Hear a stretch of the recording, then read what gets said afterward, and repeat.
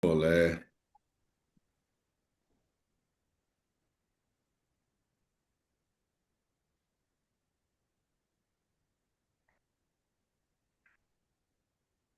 Kan enak tuh wajah itu.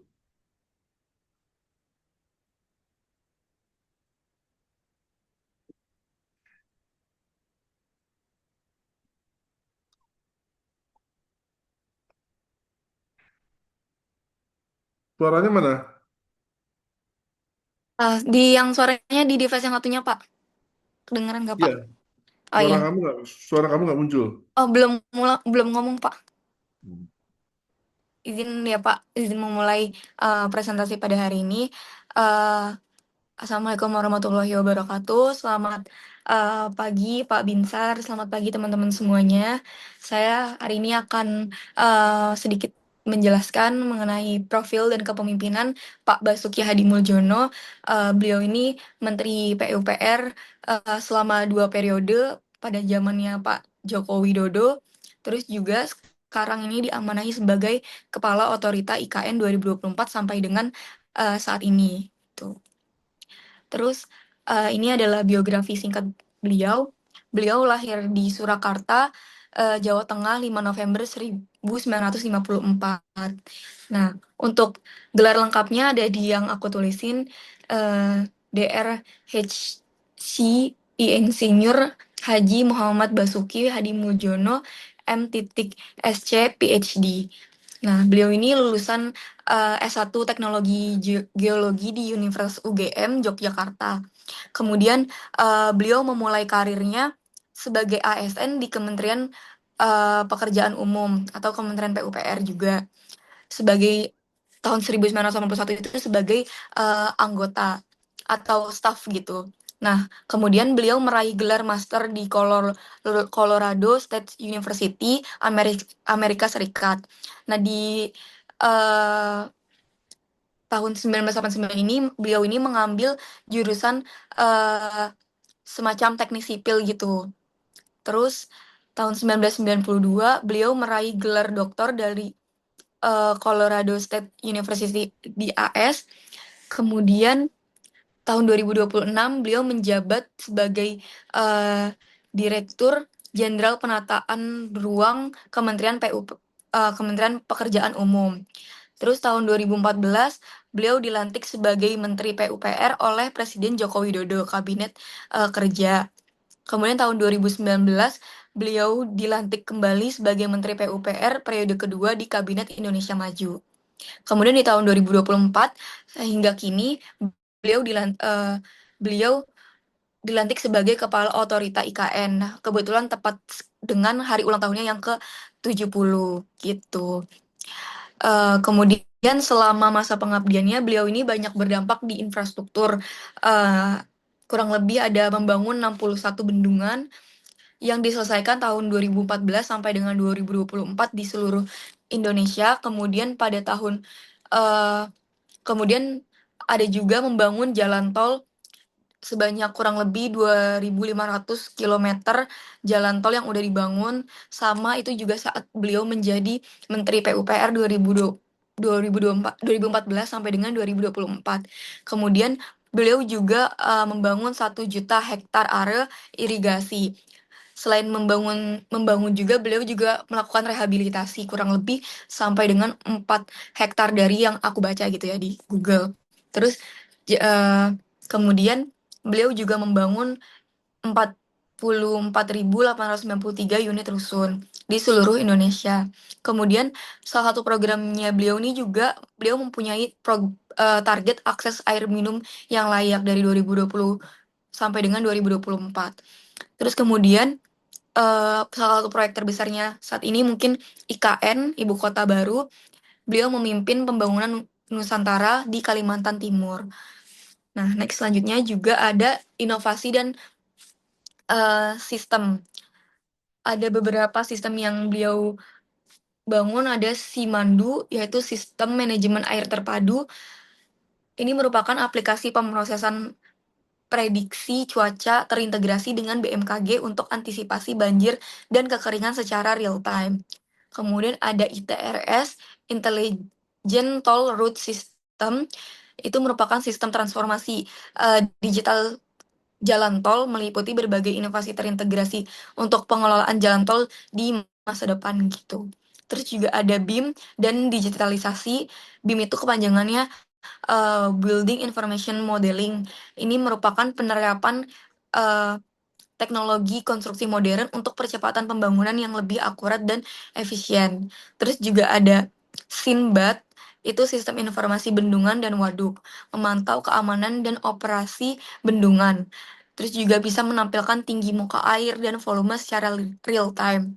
Kemudian ada juga Innovat Innovat di financing berupa KPBU dan dana talangan. Ini skemanya kerjasama pemerintah dengan badan usaha dan dana talangan tanah atau DTT melalui LMAN untuk atasi keterbatasan APBN gitu. Terus selanjutnya ada juga tunnel teknologi, yaitu teknologi terowongan jalan yang mendorong pembangunan terowongan jalan di Indonesia bekerja sama dengan JICA JICA perusahaan Jepang untuk memangkas jarak tempuh.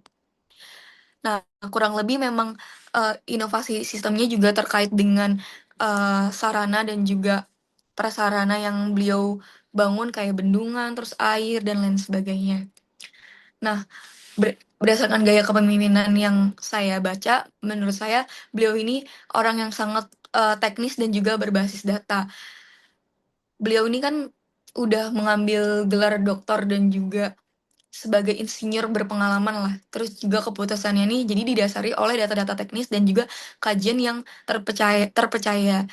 Kurang lebih anggaran yang udah dikelola itu sampai dengan 100 juta, 3 triliun pada 2018.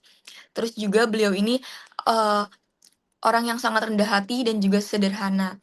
Beliau tampil apa adanya dan tidak pernah menunjukkan kekayaannya secara hedonisme gitu. Beliau juga dikenal humoris dan juga nyentrik namun tetap profesional dan berdedikasi tinggi.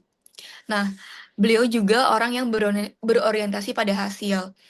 Selama 1 dekade itu beliau membangun banyak infrastruktur yang tadi aku disebutkan, terus juga mendorong percepatan dan inovasi eh, sistem agar semua targetnya tidak meleset gitu. Terus juga beliau inovatif dan juga adaptif, terutama terkait bidang teknologi digitalnya dan skema pembiayaan. Terus juga ada beliau ini juga orang birokrat yang profesional. Karirnya itu sebagai ASN ini selama 40 tahun itu tidak dilatar belakangi oleh politik, tapi fokus pada pengabdian dan juga eh, tugasnya eh, sebagai Menteri PUPR dan ataupun staf PUPR pada awal masa jabatannya gitu. Terus juga beliau adalah orang yang visioner dan juga nasionalis. Cukup Eh ya? beliau ya, Ya udah terus hampir lima ada menit. Ini apa oke ini? Pak. Nah, mungkin teman-teman ada juga nilai yang dapat diteladani, mungkin teman-teman bisa baca aja gitu di Ya, sini. oke. Good. Thank you Mbak Oke Pak. Cindy. Thank you. Makasih Pak. Yes, stop sharing. Oke. Ya, next.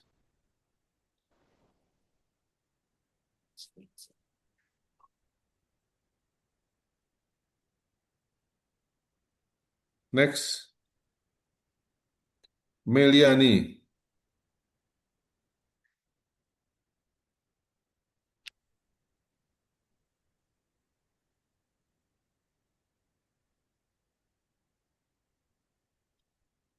Baik, izin Pak untuk memulai presentasinya. Eh, jadi belajar kepemimpinan dari seorang tokoh yaitu Ignatius Jonan.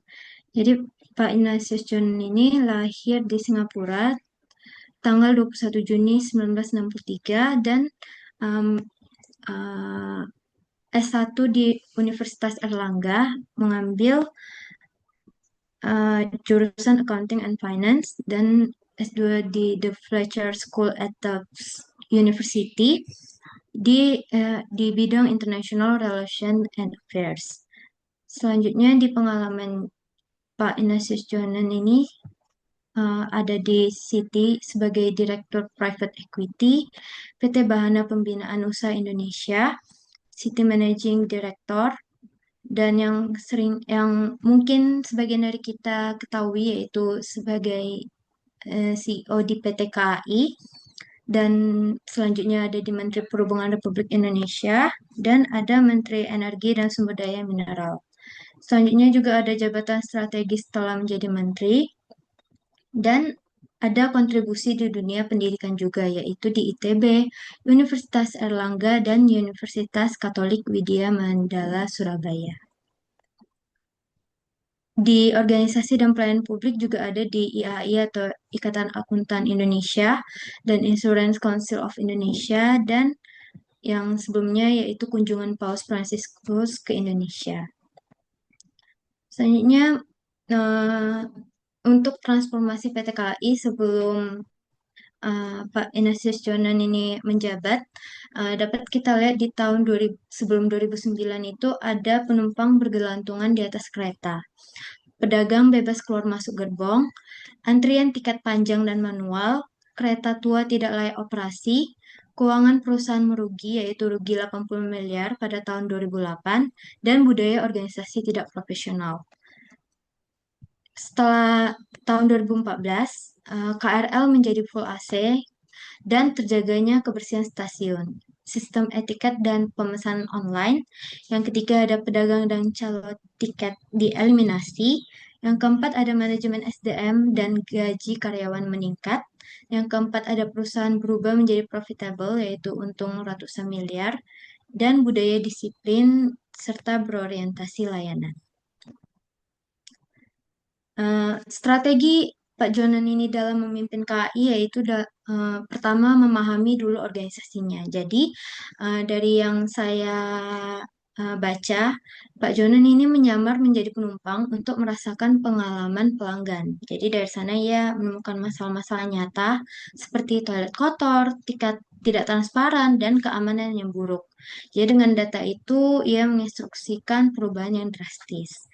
Selanjutnya yang kedua itu ada menyejahterakan SDM terlebih dahulu. Ia menaikkan gaji kepala stasiun Gambir yang lumayan tinggi, dan ia berprinsip bahwa karyawan yang sejahtera akan melayani pelanggan dengan baik. Yang ketiga itu ada di satu website yang saya baca juga bahwa dia juga mengirim karyawan belajar ke luar negeri. Jadi itu dia mengirimnya tanpa pandang bulu dan selama karyawan itu berkompeten.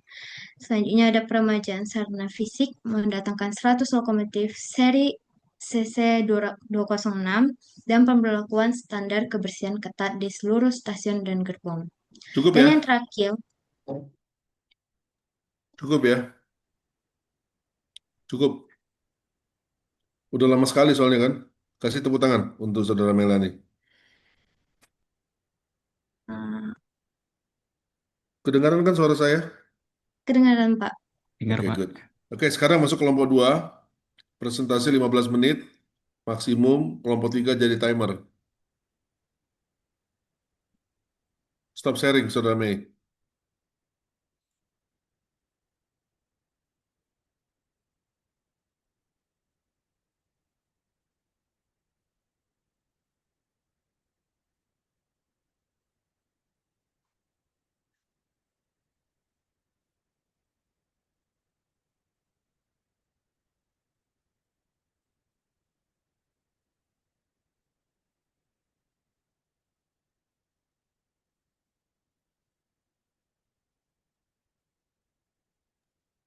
Oke, baik. Bapak izin memulai presentasi. Silakan. Assalamualaikum warahmatullahi wabarakatuh. Selamat Waalaikumsalam. pagi untuk Pak Binsar dan teman-teman semua. Kami dari kelompok 2 hari ini akan mempresentasikan tentang teori dan tipe kepemimpinan. Boleh di next?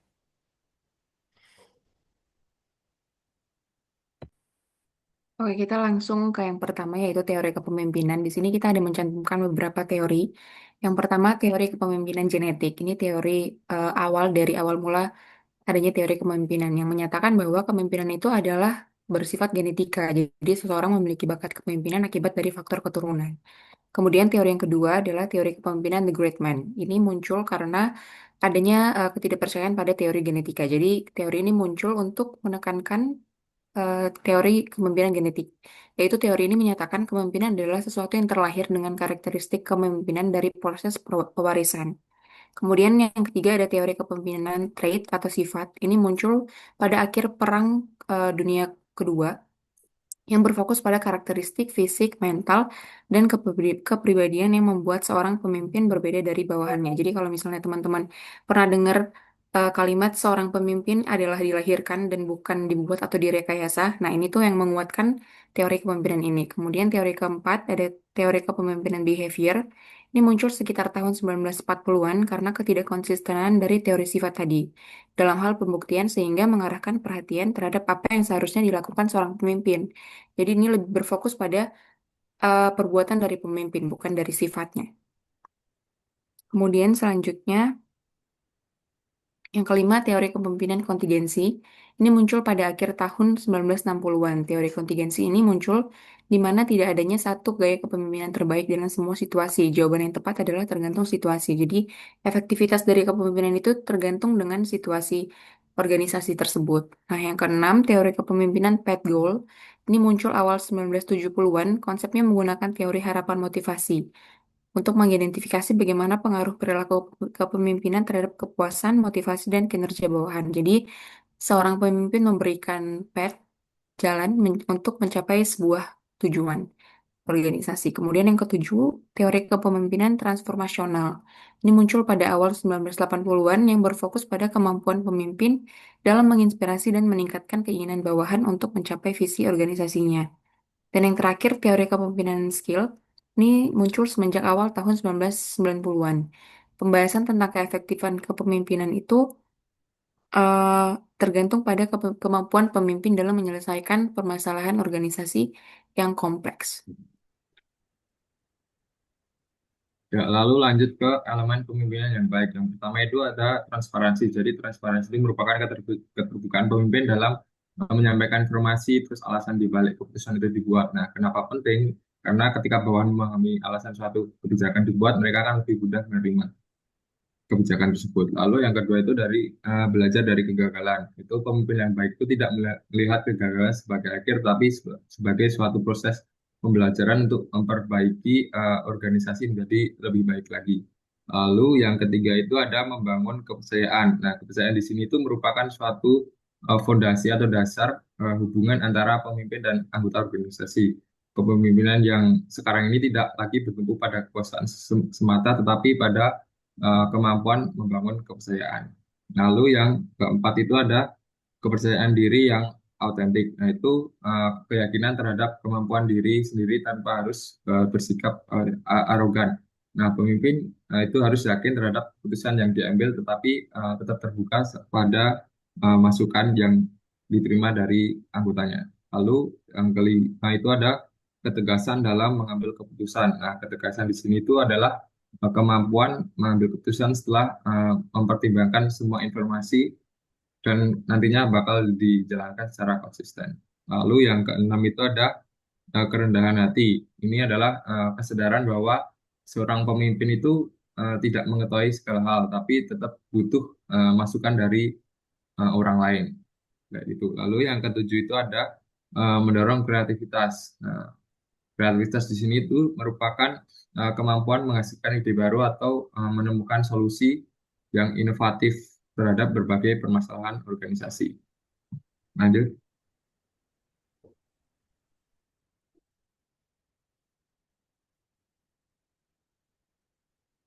Kemudian lanjut tipe kepemimpinan. Di sini kita ada em, taruh 7 tipe kepemimpinan. Yang pertama tipe autokratis. Ini rasanya sudah cukup akrab sama kita. Kita udah sering tahu tipe otoriter seperti apa, yaitu seorang pemimpin menempati posisi tertinggi sebagai otoritas dengan kebenaran tunggal. Kemudian yang kedua, tipe paternalitis. Ini seorang pemimpin berlagak seperti seorang bapak. Jadi tipe ini tuh cenderung memperlakukan anggota kelompoknya layaknya orang yang tidak paham apapun. Dan cenderung untuk tidak membiarkan anggotanya mengambil keputusan sendiri. Kemudian yang ketiga, tipe militeristik, yaitu tipe kepemimpinan yang ditandai dengan sikap seorang pemimpin yang menerapkan disiplin tinggi dalam kepemimpinannya dan cenderung formal. Kemudian tipe karismatik ini melekat dengan seorang pemimpin yang memiliki energi dan daya tarik yang kuat untuk dapat mempengaruhi orang lain atau bawahannya. Kemudian tipe demokratis, pemimpin yang demokratis selalu melibatkan kontribusi anggota kelompoknya dalam mengambil keputusan. Jadi pemimpin ini ikut berbaur dan juga berada di tengah-tengah para anggotanya.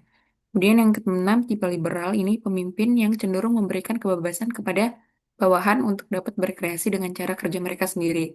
Tapi pemimpin tetap masih sebagai penanggung jawabnya. Dan yang ketujuh, tipe laissez-faire ini pemimpin yang benar-benar memberikan kebebasan mutlak kepada bawahannya dalam bekerja dalam mengambil keputusan.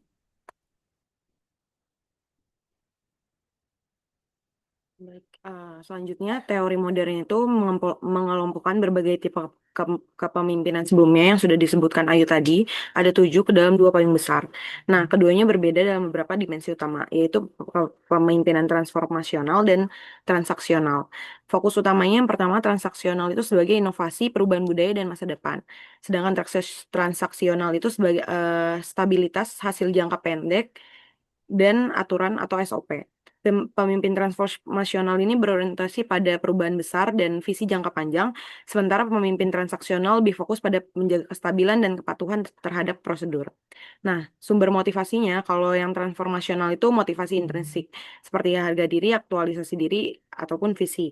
Nah, kalau transaksional ini motivasi ekstrinsik, seperti reward, gaji, bonus, ataupun sanksi atau hukuman.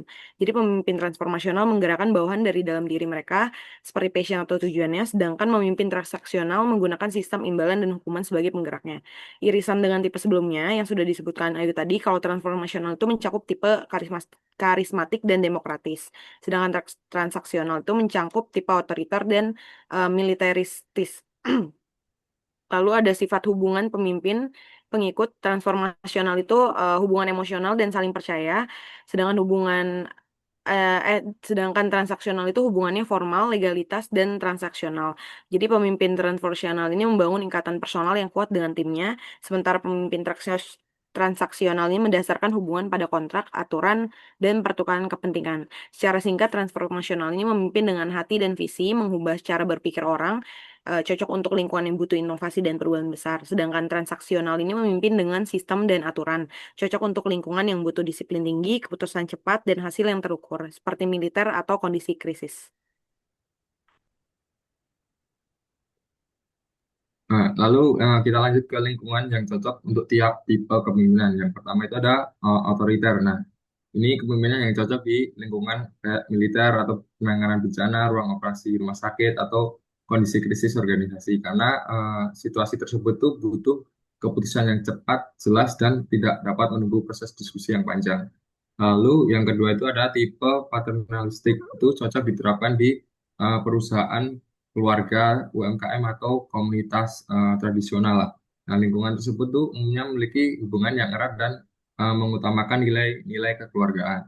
Lalu selanjutnya ada tipe militeristis. Itu cocok diterapkan di lingkungan seperti TNI, Polri, lembaga keamanan, atau organisasi yang punya resiko tinggi. Alasannya itu karena organisasi tersebut itu membutuhkan disiplin, terus kepatuhan terhadap aturan, dan juga rantai komando yang jelas. Lalu yang selanjutnya itu ada tipe karismatik. Nah, ini cocok di organisasi yang sedang punya perubahan besar, organisasi politik atau perusahaan yang sedang menghadapi krisis motivasi, karena eh, pemimpin karismatik itu mampu menginspirasi, membangun semangat, dan menyatukan anggotanya. Lalu kami selanjutnya itu ada tipe demokratis. Ini paling cocok di instansi pemerintah, organisasi mahasiswa, atau lembaga pendidikan, karena lingkungan tersebut tuh butuh partisipasi, kolaborasi, dan pertukaran pendapat atau gagasan untuk bisa menghasilkan keputusan. Lalu yang selanjutnya itu ada tipe liberal. Nah, ini cocok diterapkan di perusahaan teknologi, kantor konsultan, atau tim profesional yang berisi tenaga ahli lah. Hal ini karena anggota organisasi sudah punya kompetensi yang tinggi dan tidak memerlukan pengawasan yang ketat. Lalu yang terakhir itu ada tipe laissez-faire. Itu eh, cocok diterapkan di tim peneliti, laboratorium riset, atau di akademisi. Nah, lingkungan tersebut tuh butuh kebebasan berpikir dan bereksperimen agar inovasinya itu dapat berkembang. Kayak gitu. Next ada contoh tipe kepemimpinan pada perusahaan internasional. Yang pertama ada tipe otoriter pada Steve Jobs. Itu dampak pada perusahaannya gaya yang kaku dan disiplin tinggi, berhasil melahirkan produk revolusioner seperti iPhone dan iPad, meskipun menciptakan lingkungan kerja dengan tingkat tekanan atau stress level yang sangat tinggi bagi karyawannya. Lalu yang kedua ada tipe demokratis, Satya Nadella atau dari Microsoft. Next. Dampak pada perusahaan ini, gaya ini berhasil mentransformasi Microsoft menjadi raksasa teknologi cloud dan AI, meningkatkan nilai pasar saham perusahaan secara drastis, serta menciptakan lingkungan kerja yang inklusif dan adaptif. Dan yang ketiga, ada tipe karismatik atau otoriter kontemporer dari Elon Musk. Elon Musk ini dampaknya kombinasi ini terbukti berhasil mendistrupsi industri otomotif dan antariksa global menjadi sangat bernilai, meskipun model kepemimpinan ini sering dikritik karena memicu burnout atau kelelahan ekstrim pada karyawannya. Teman-teman bisa membaca lebih lanjut nanti di file untuk keterangan masing-masingnya. Oh, baik, selanjutnya kita setelah tadi membahas tentang tipe-tipe kepemimpinan yang ada di beberapa perusahaan besar, nah sekarang kita membahas tipe kepemimpinan yang dimiliki oleh kepala-kepala daerah dari Indonesia sendiri. Nah, yang pertama itu dari Gubernur Jawa Barat atau yang kita kenal sebagai Kang Deddy Mulyadi. Nah, di sini gaya kepemimpinan beliau itu ada tiga. Yang pertama itu ada tipe karismatik. Nah, tipe karismatik ini karena beliau itu punya daya tarik personal yang kuat, sehingga masyarakat itu banyak menaruh trust atau kepercayaan kepada beliau. Dan beliau itu memegang teguh falsafah hidup dari Sunda sendiri, yaitu silih asa, silih asu, dan silih asi dan silih asu untuk mengukuhkan citranya sebagai kepemimpinan yang autentik dengan basis budaya Sunda. Terus yang kedua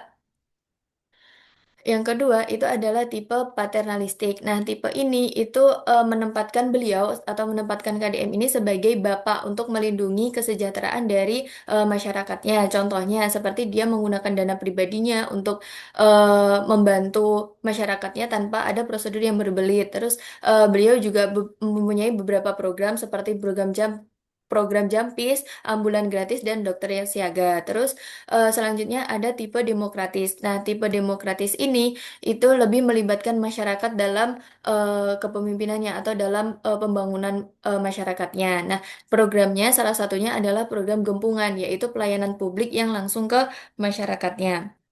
Selanjutnya, yang kedua itu ada dari Gubernur Maluku Utara atau beliau Shirley Juanda. Nah, Bu Shirley ini memiliki tiga tipe kepemimpinan yang dominan juga. Nah, yang pertama itu adalah tipe demokratis. Nah, tipe demokratis ini terlihat dalam beliau itu memprioritaskan dialog bersama, memberi ruang aspirasi dan mendengarkan kelompok-kelompok yang beragam. Nah, contohnya kayak menjalani atau melaksanakan kunjungan ke SMA atau sekolah-sekolah negeri untuk menerima keluhan langsung terkait dari sektor pendidikan dan kesehatan. Terus beliau juga sering melakukan kunjungan-kunjungan ke desa. Nah, yang kedua itu adalah tipe karismatik. Beliau ini punya personal branding yang kuat serta dikenal sebagai pribadi yang hangat kepada masyarakatnya. Terus yang ketiga itu adalah tipe paternalistik. Nah, tipe ini itu beliau tunjukkan dengan cara melakukan peninjauan program pembangunan rumah tidak layak huni atau RTLH, pemenuhan akses layanan kesehatan, dan peningkatan mutu pendidikan di Maluku Utara. Selanjutnya, yang terakhir itu ada Gubernur Surabaya. Nah, beliau atau Khofifah Indar Parawansa. Nah, beliau juga memiliki tiga tipe kepemimpinan, yaitu demokratis, karismatik, dan paternalistik. Untuk yang demokratis, beliau itu melibatkan banyak stakeholder saat menjalankan perencanaan dan pengambilan keputusan. Untuk yang karismatik, beliau itu karena beliau pada dasarnya merupakan atau dekat dengan secara emosional dekat dengan kalangan pesantren, tokoh agama, dan tokoh masyarakat. Nah, pada waktu COVID-19 kemarin, imbauannya itu dapat diterima dengan baik oleh kalangan-kalangan tersebut. Terus yang terakhir ada tipe paternalistik, beliau melakukan program Jatim Sejahtera yang memberikan afirmasi untuk masyarakat miskin, lansia, dan keluarga rentan, penyandang disabilitas, dan pemberdayaan perempuan. Izin, sudah habis waktunya. 1 menit lagi dah, saya tambah 1 menit lagi, coba. Oke, baik. Eh, Lanjutkan. Yang terakhir adalah bagaimana sih cara agar tiap tipe kepemimpinan itu tetap berjalan efektif. Oke, ini yang pertama untuk tipe kepemimpinan otoriter, itu di mana harus ada batasan hukum yang jelas dan tegas. Kemudian yang kedua, perlu pengawasan agar kekuasaan itu tidak disalahgunakan. Dan yang ketiga, keputusan harus disampaikan secara transparan kepada publik. Untuk tipe kedua, yaitu paternalistik, caranya ialah yang pertama, pemimpin harus membimbing dan memberdayakan bawahan. Yang kedua adalah pendelegasian wewenang perlu dilakukan secara bertahap. Dan yang ketiga, aparatur perlu didorong agar tidak bergantung terus pada pemimpin. Kemudian yang ketiga untuk tipe militeristis. Nah, untuk tipe ini, cara yang pertama ialah aturan dan disiplin harus berbasis hukum dan SOP yang jelas. Kemudian yang kedua, sistem komando harus adil dan konsisten dalam penerapannya. Kemudian yang ketiga, perlu wadah komunikasi untuk pelaporan masalah dari bawahan. Kemudian yang keempat, untuk tipe karismatik, yang pertama caranya ialah karisma pemimpin harus didukung oleh sistem dan institusi yang kuat. Dan yang kedua, keputusan itu tidak boleh hanya bergantung pada figur si pemimpinnya. Kemudian yang ketiga, ruang kritik dan masukan harus tetap dibuka. Next. Selanjutnya untuk tipe yang demokratis, caranya adalah yang pertama, mekanisme musyawarah dan partisipasi itu harus terstruktur. Yang kedua, pengambilan keputusan perlu batas waktu yang jelas. Dan yang ketiga, pemimpin harus tegas dalam mengeksekusi keputusan bersama. Selanjutnya untuk tipe liberal, yang pertama, tujuan dan batasan kerja harus ditetapkan secara jelas. Kedua, kebebasan bawahan harus diimbangi dengan evaluasi kinerja. Dan yang ketiga, aparatur harus memiliki kompetensi dan tanggung jawab yang tinggi. Dan yang terakhir untuk tipe kepemimpinan laissez-faire, yang pertama caranya ialah tim yang dipimpin harus profesional dan mandiri. Kemudian yang kedua, tetap diperlukan pengawasan hasil dan akuntabilitas. Dan yang ketiga, sistem pelaporan harus jelas untuk mencegah kekosongan kendali. Mungkin presentasinya sudah selesai. Terima kasih. Cukup, terima kasih. Terima kasih, Bapak. Coba ke slide pertama.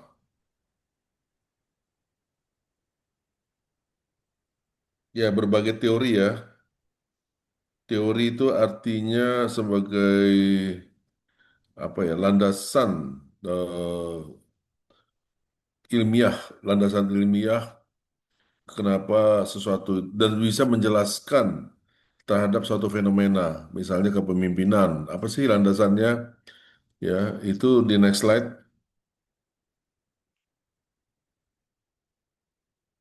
Next slide. Nah, ini kan ada bicara mengenai genetik ya, orang lahir, keturunan. Ada juga great man. Great man tuh ya bisa juga keturunan sih sebenarnya. Tetapi dia memang punya apa? Terlahir punya karakteristik kepemimpinan ya. Kalau genetik ini mungkin kalau bisa kita lihat tuh ya raja-raja lah ya. Zaman dahulu mungkin zaman sekarang masih. Kalau great man ini orang yang mempunyai secara lahiriah ya punya karakteristik sebagai pemimpin ya. Cerdas ya mungkin juga lincah, tegas ya. Kalau trait ya ini punya kemampuan, kelebihan, dia pinter ya, pinter sesuatu ya, pinter ahli perang mungkin zaman dulu ya, ahli diplomasi zaman sekarang ya, pinter dia apa namanya mengetahui keinginan-keinginan konstituennya, perilaku nanti kita jelasin juga. Lanjut, kontingensi ya, path goal ya kan, artinya berdasarkan apa?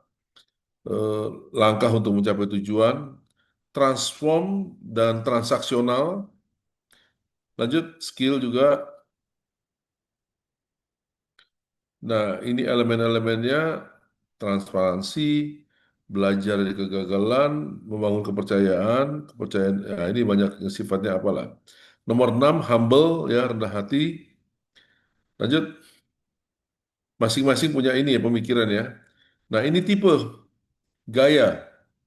Ada yang otokratis, ada paternalistik, ada militeristik, karismatik, demokratik, liberal, laissez-faire itu memberikan kesempatan atau apa ya, membebaskan ya staf untuk bekerja. Saya rasa cukup ya.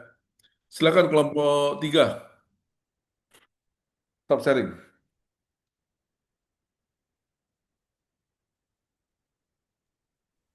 Kelompok 3, stop Ya. sharing ini. Izin bertanya Pak dari kelompok 3. Mbak Hanum, ya siap. Silakan kelompok 3. Siapa yang nanya nih? Saya Pak Gunawan Pak. Mana Gunawan? Hadir, hadir. Gak kelihatan wajahnya. Dari SMA berapa kau? SMA 11 Semarang Pak. Oh, Semarang. Oke, silakan. Lu kamu pakai ini ya, IKN ya? Iya Pak. Ya, silakan. Pernah Tadi ke kan IKN kamu? enggak Pak. Ya. Tadi kan di slide 5 disebutkan bahwa tipe paternialistis adalah seperti seorang bapak yang cenderung memperlakukan anggota kelompoknya layaknya orang yang tidak paham apapun dan tidak membiarkan anggotanya untuk mengambil keputusannya sendiri. Bukankah itu juga merupakan definisi dari otoriter ya? Terus kalau misalnya anggota tidak pernah dilatih untuk mengambil keputusan sendiri karena selalu dilindungi oleh pemimpin, siapa yang akan memimpin saat bapaknya atau pemimpinnya sudah tidak ada? Terima kasih. Cukup jelas kelompok 2? Oke, tadi udah ditulis lagi ya. Kelompok 4,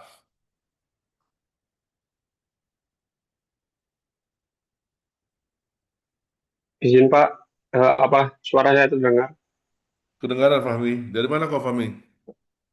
dari SMA 1 Wonosobo, Pak? Oh, Wonosobo. Tapi wajahmu kayak orang Iya, dari Indonesia Timur loh. iya, iya. Enggak sih, full Jawa. Nggak ada darah-darah Ambon Maluku, nggak ada ya? Enggak ada, Pak. Oke, silakan Fahmi. Oke, Pak, izin bertanya.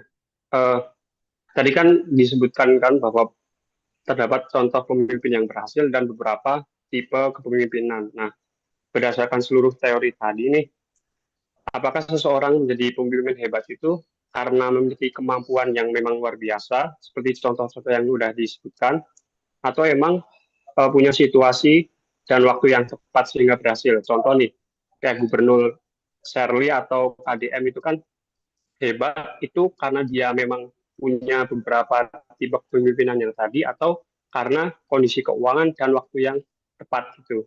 Nah, jika keberhasilan seseorang ini sangat dipengaruhi oleh kondisi yang mendukung, bagaimana kita bisa memastikan bahwa teori kepemimpinan itu menjelaskan penyebab keberhasilan kepemimpinan, bukan menjelaskan ciri-ciri orang yang kebetulan telah berhasil. Udah gitu, terima kasih. Oke. Itu tadi pertanyaan Fahri, kelompok berapa?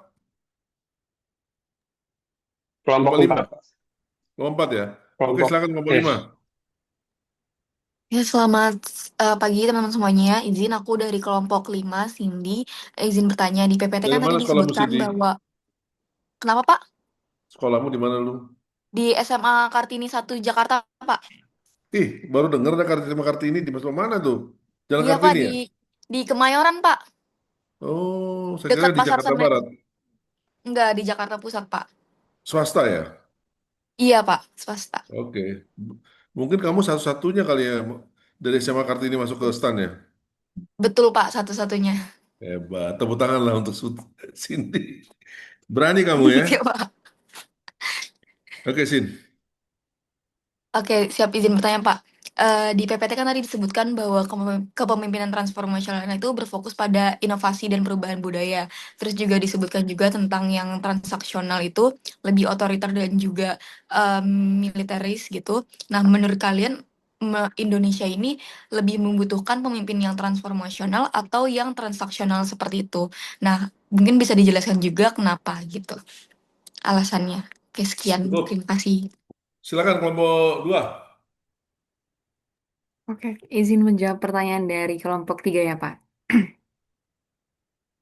Tadi pertanyaannya itu terkait dengan tipe paternalitis. Apa bedanya sama otoriter? Jadi memang keduanya ini ada kemiripan antara kepemimpinan paternalitis sama kepemimpinan otoriter. Tapi motivasi dan cara memimpinnya itu beda. Kalau misalnya si otoriter itu kita tahu kalau misalnya dia berorientasi lebih kepada kekuasaan dan juga kontrol. Jadi pemimpin itu lebih ingin kalau misalnya semua keputusan berasal dari dia dan juga bawahan dituntut untuk patuh tanpa adanya diskusi. Nah, kalau misalnya si paternalitis ini berorientasi lebih kepada perlindungan dan juga kepedulian. Jadi, pemimpin itu menganggap dirinya memang lebih lebih tahu banyak dari bawahannya, tapi lebih banyak ruang untuk bawahannya bisa berdiskusi dibandingkan dengan tipe otoriter tadi. Jadi, niatnya itu beda. Kalau otoriter lebih ke mengendalikan, kalau misalnya si paternalitis ini lebih ke melindungi. Nah, untuk pertanyaan selanjutnya tadi, pertanyaan anaknya yaitu apa kalau misalnya anggota nggak pernah dilatih mengambil keputusan sendiri karena selalu dilindungi pemimpin, siapa yang akan memimpin saat bapaknya tidak ada? Nah, pertanyaan ini menurut saya juga justru menjadi kritik untuk tipe ini karena saya juga setuju kalau misalnya ini jadi salah satu kelemahan terbesar dari gaya paternalitis karena bawahannya bakal lebih kurang percaya diri dan juga kurang mandiri, kemudian tidak terbiasa untuk mengambil keputusan. Jadi susah untuk berkembang menjadi calon pemimpin. Oleh karena itu mungkin kalau misalnya kita mau menggunakan tipe paternalitis ini eh, bisa digunakan tidak secara berlebihan. Jadi organisasi itu tidak kehilangan resiko proses kaderisasinya. Jadi bawahan tidak terbiasa berpikir tanpa pemimpinnya. Jadi bawahannya bisa lebih mandiri dan juga mengambil keputusan kalau misalnya pemimpinnya nggak ada. Jadi bisa digunakan secara secukupnya, nggak berlebihan. Kira-kira Gunawan apakah menjawab? Oke, jadi kelompok Menjawab 4 ya, Gunawan ya. kelompok 3, Pak. Kelompok 3. Oke, lanjut kelompok 4. Baik, izin menjawab untuk pertanyaan dari kelompok 4. Tadi kelompok 4 menyampaikan atau bertanya tentang eh,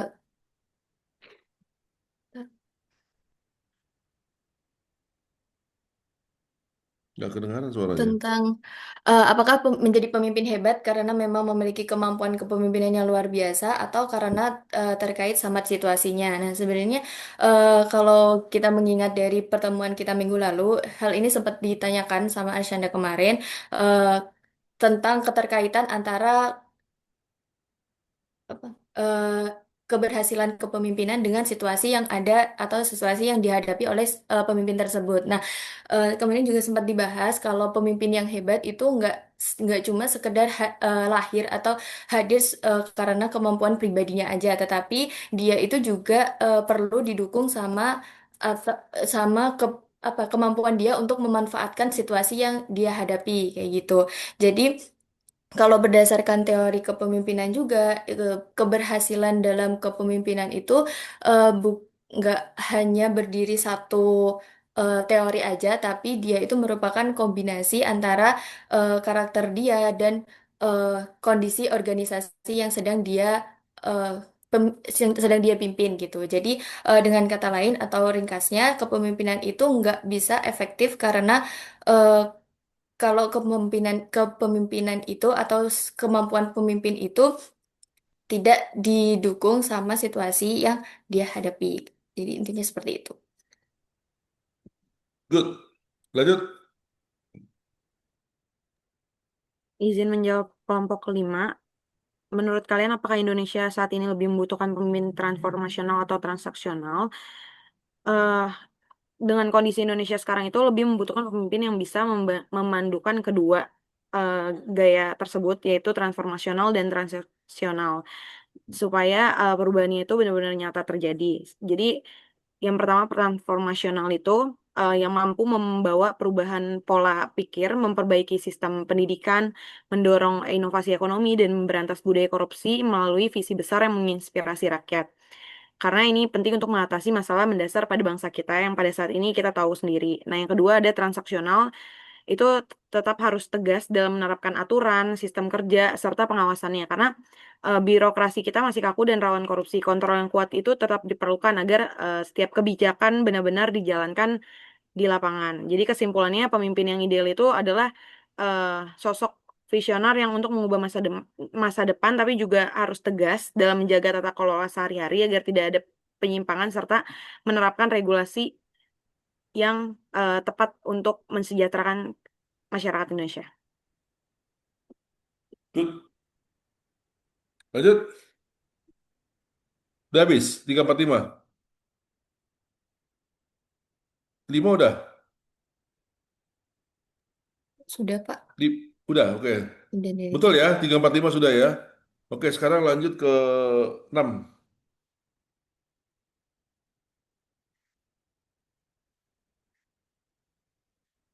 Izin Pak, saya Kiki dari kelompok 6 ingin bertanya. Mana Kiki? Saya dari saya, saya dari SMA 1 Pamekasan. Wah, orang Madura. Iya Pak. Suka makan bebek sinjai? Iya Pak, suka. Pernah? Nah, sering. Tapi kan jauh dari Makassar. Oh, dekat Pamekasan ke situ ya? Enggak Pak, agak jauh juga, tapi sering ke Surabaya. Jadi sering Oke deh. mampir. Itu selalu penuh itu. Oke, Izin Pak. berapa orang dari Madura sekolah stan? Apa ya? Kalau bukan angkatan saya itu 10 kayaknya Pak. Nggak banyak ya. 10 atau Dari 10. sekolah kamu berapa orang? Angkatan saya cuma berdua. Oke. Oke, silakan Rifki. Ya, izin Pak. Kan tadi Elon Musk itu menggabungkan tipe karismatik dengan otoriter secara ekstrim, yang mana visinya itu memikat tapi operasionalnya kaku sehingga memicu burnout pada karyawan. Nah, menurut pandangan kelompok kalian itu, apakah gaya kepemimpinan yang dilakukan Elon Musk itu sehat untuk dipertahankan dalam jangka panjang bagi perusahaan? Terima kasih. Oke, kelompok 6, kelompok 1. Baik, Pak. Perkenalkan, saya Rio Ferdiansa, perwakilan dari kelompok 1 Dari mana kau sekolahmu? dari SMA 1 Palembang, Pak.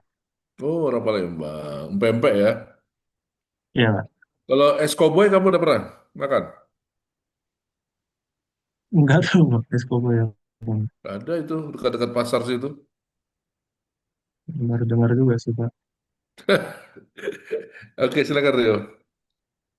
Baik, Eh, pada slide cara agar tipe kepemimpinan berjalan efektif kan disebutkan bahwa pemimpinan karismatik itu perlu didukung oleh sistem yang kuat agar tidak hanya bergantung pada satu fitur saja. Nah, pertanyaannya, dalam konteks pemerintahan daerah di Indonesia, apa langkah paling konkret yang bisa dilakukan seorang pemimpin agar pada saat masa jabatannya berakhir tuh, sistem yang dia bangun tuh nggak ikut runtuh bersama figur sang pemimpinnya? Oke, silakan kelompok 2. Baik, mungkin izin menjawab untuk pertanyaan kelompok 6 sebelumnya. Jadi, menurut kami, gaya kepemimpinan Elon Musk itu menggabungkan karismatik dan otoriter sangat efektif pada fase awal disrupsi industri. Ketika perusahaan membutuhkan visi kuat dan keputusan yang cepat. Karisma Elon Musk mampu menggerakkan karyawan untuk mengejar target besar dan menembus batas yang sebelumnya dianggap mustahil. Namun pendekatan operasional yang sangat kaku ini menuntut kerja ekstrim yang risikonya bakal menimbulkan burnout dan turnover karyawan yang cukup tinggi. Hanya dalam jangka panjang kondisi ini dapat melemahkan stabilitas dari organisasi dan keberlanjutan inovasi.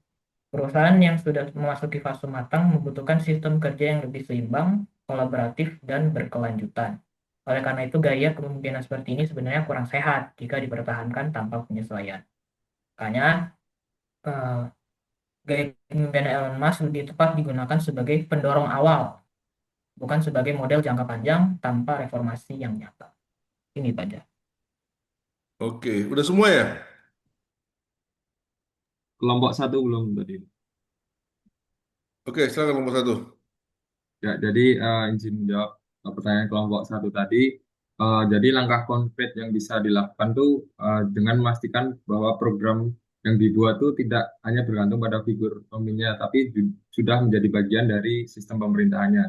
Caranya itu bisa dengan membuat regulasi yang jelas atau peraturan yang jelas, serta menyusun SOP yang baku. Kayak misalkan kalau di daerah itu kayak perda kayak gitu kan nantinya bisa jadi dasar hukum untuk kepemimpinan yang selanjutnya. Selain itu juga dengan begitu ketika masa jabatan pemimpin yang berakhir, program tersebut bisa dijalankan oleh penerusnya karena yang bekerja bukan lagi pengaruh pribadi dari pemimpinnya, tapi sistem yang sudah tertanam dalam organisasi. Selain itu juga dalam proses pembuatan peraturan itu melibatkan masyarakat dan DPRD dalam perencanaan programnya agar programnya itu punya dukungan publik yang luas dan nggak mudah lah buat dihentikan sama pemimpin berikutnya. Kalau di Indonesia sendiri contoh yang konkret tuh kayak di Kota Surabaya pada masa pemerintahnya Bu Risma atau Tri Risma hari ini. Itu banyak inovasi kayak pelayanan publik yang sudah didigitalisasi layanannya, terus pengelolaan pengaduan masyarakat, dan akhirnya juga program tersebut tuh bisa tetap ada di kepemimpinan setelah Bu Risma sudah nggak menjabat lagi. Gitu sih. Oke. Oke. Udah semua? Udah semua dijawab kelompok 2? Sudah, Pak. Oke. Oke, agak merapat semua kelompok 2. Saya hitung sampai 3 ya, lompat ya. 1, 2, 3, lompat. Kok gak ada yang lompat nih? Hmm? Nggak bisa lompat ya? Sudah, Pak. Oke, jawaban is fine ya. Jawaban is fine. Saya mencoba menambahkan dari sisi saya, ya mungkin karena apa beda beda ini aja, beda waktu aja kali ya. Silakan kelompok 3, pertanyaanmu tadi apa?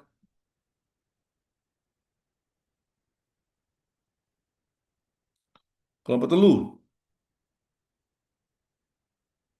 kelompok telu. Pertanyaannya apa? Apa pertanyaannya? Siapa nih kelompok 3? Aduh, kok nggak ada yang jawab ya? Nggak, suara saya nggak kedengaran ya, Rio? Dengar kok, Pak. Kok Kedengeran, kelompok 3 Pak. nggak ada yang... Aku mau nanya, apa pertanyaannya tadi apa kelompok 3? Nanti saya bantu jawab. Kelompok 3, Pak. Jadi tadi di slide 5 disebutkan bahwa tipe paternalistis adalah seperti seorang bapak yang cenderung memperlakukan anggota kelompoknya tuh layaknya orang yang tidak paham apapun dan tidak membiarkan anggotanya mengambil keputusan sendiri. Bukankah itu juga definisi dari otoriter atau beda? Terus, kalau anggota tersebut tidak pernah dilatih dalam mengambil keputusan sendiri karena selalu dilindungi oleh pemimpin, siapa yang akan memimpin ketika bapaknya tersebut sudah eh, tidak ada gitu, Pak. Makasih. Ya, paternalistik, pattern itu dia ada contoh gitu loh. Biasanya orang tua, jadi orang tua atau yang lebih tua lah, orang lebih tua, lebih senior, lebih senior. Jadi ini lebih bukan dari ngasih apa tadi bukan bukan masalah pelatihan ya, tapi bagaimana sebagai seorang anak buah dia itu mengikuti bapaknya yang dalam arti tanda kutip ya, bosnya lah ya, mengikuti langkah-langkah yang dibikin oleh bos. Nah, jadi kalau yang bosnya bagus ya contohnya jadi bagus kan, tapi kalau bosnya nggak bagus ya jadi jelek gitu. Jadi bukan masalah pelatihan ya, tapi lebih kepada paternalistik. Dia melihat tuh artinya mengikuti pola yang sudah ada, mengikuti contoh yang sudah ada, terutama oleh pimpinan-pimpinan sebelumnya.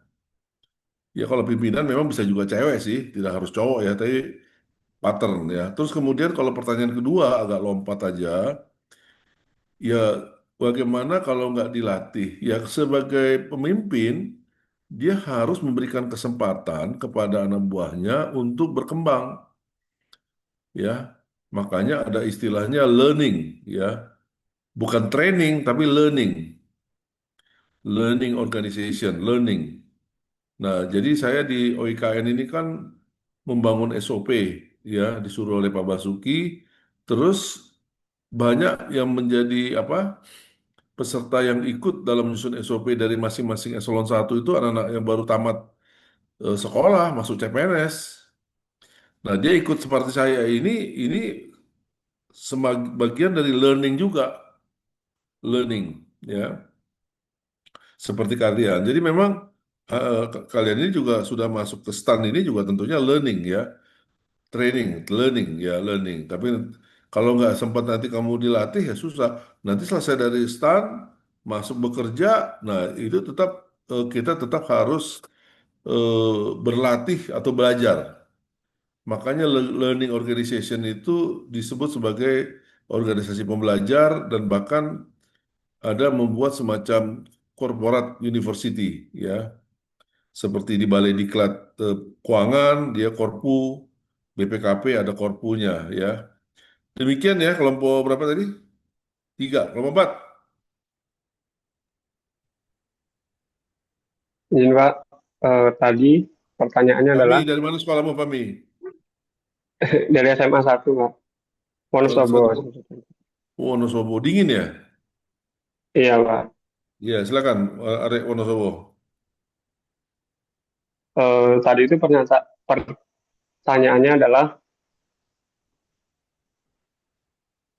apakah pemimpin hebat itu luar biasa berhasil apakah karena mempunyai kemampuan kepemimpinan yang luar biasa atau karena sebabnya itu atau karena disebabkan oleh situasi dan waktu yang tepat saja sehingga kebetulan itu dinyatakan sebagai pemimpin yang berhasil gitu Pak. Nah, jika keberhasilan ini dipengaruhi oleh kondisi bukan oleh kemampuan dia memimpin itu, nah bagaimana sih teori kepemimpinan ini itu menjelaskan bahwa bagaimana bahwa teori ini menjelaskan tentang penyebab keberhasilan kepemimpinan, bukan hanya menjelaskan ciri-ciri orang yang kebetulan berhasil. Jadi menurut pendapat saya, ya, tidak apa namanya bisa jadi kepemimpinan muncul itu bukan hanya satu karena dia punya keahlian, ya, tapi juga karena ada situasi, ya, situasi krisis, ya, yang menyebabkan dia harus apa namanya bisa menjadi leader. Tapi di organisasi yang mapan pun bisa jadi juga dia tetap harus berpikir, ya, karena organisasi yang mapan belum tentu dia akan mapan terus. Saudara siapa tadi? Fahmi ya? Fahmi yang nanya tadi ya, kelompok 4 tadi ya? Iya, iya Pak ya. Ya, kamu pernah dengar Nokia nggak? Pernah. Nah, Nokia itu kan dia dulu sangat hebat ya dengan sistem apa ya? Saya lupa nama sistemnya, iOS atau apa ya. Sekarang jadi Symbian. Symbian, Symbian. Sekarang menjadi apa? Android kan? Dia nggak ngikut tuh, amblas, amblas, ya. Jadi harus sebagai pemimpin juga dia berusaha, ya. Nah, jadi itu. Kemudian kalau dia apa namanya dalam keadaan krisis, misalnya Pak Harto, ya, waktu itu G30S, ya muncullah dia pemimpin sebagai dalam masa krisis, ya. Mungkin Gus Dur, ya, pada waktu tahun 98 muncullah dia, ya. Tapi waktu agak sudah mapan kayak SBY, Jokowi, Pak Prabowo, ya itu bukan dalam masa krisis itu, ya, dalam sudah mulai masa damai, ya. Ya tentunya dia punya kelebihan-kelebihan juga lah, ya. Kira-kira begitu ya Fahmi ya. Terus kemudian eh, apa sih elemen pemimpin yang baik itu kan bisa beda-beda ya. Ya, menurut kamu apa Fahmi? Yang bisa mengarahkan bawahannya mungkin Pak dan mengelola Mengarahkan sumber anak daya. buahnya. Iya, Ya, supaya mencapai tapi tujuan. betul mengarahkan anak buahnya betul. Tapi untuk mempunyai kemampuan mengarahkan itu, kira-kira dia harus punya modal apa? Hmm. Pengetahuan mungkin Pak, Ya, pengetahuan tentang, pengetahuan. Bagus, bagus. nah, Kamu mau saya kasih ilmu nggak? boleh Pak, mau. Nah, jadi di semua catat, Pak Basuki, pernah dengar nama Pak Basuki? Itu Karena, kayaknya Cindy kenal tuh Cindy. Ya, Pak Basuki. Tahu kan Pak Basuki kau? Kami. oh Pernah tahu dengar Pak, tahu. Pak Basuki nggak? Hah? Pernah, pernah. Nah, dia kalau kamu cek di Google, ya, tanggal